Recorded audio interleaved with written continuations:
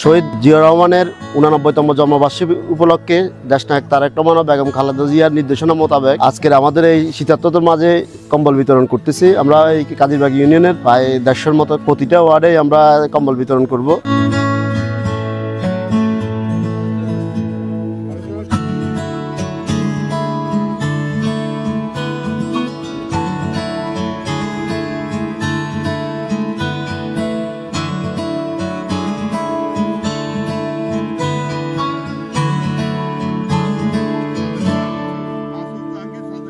আমরা দেখছি আরো কয়েকবারে সেই বিভিন্ন ওয়ার্ডে, শুধু গিলাবাড়িয়াতে না, কাদিরবাগ ইউনিয়নের প্রতিটা অঞ্চলে তার এই বিভিন্ন সময়, করোনার সময়, ফ্লাড পরবর্তীতে আজকে শীতার্তদের মাঝে কম্বল নিয়ে সে হাজির হয়েছে। আমরা আশা করব যে ভবিষ্যতেও সে আমাদের কাদিরবাগ ইউনিয়নের এই গরিব দরিদ্র মানব সমাজের মানবতার সেবায় সে এগিয়ে আসবে।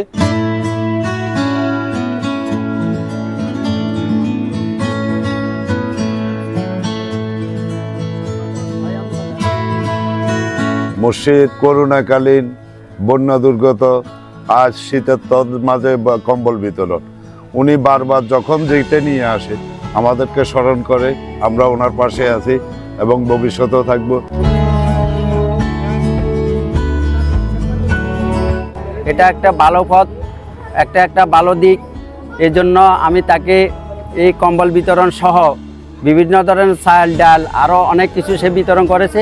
এজন্য তাকে আমরা আমাদের কাদিরবাগ ইউনিয়ন, 5 নং কাদিরবাগ ইউনিয়ন বিএনপির পক্ষ থেকে জানাই আন্তরিক শুভেচ্ছা, অভিনন্দন।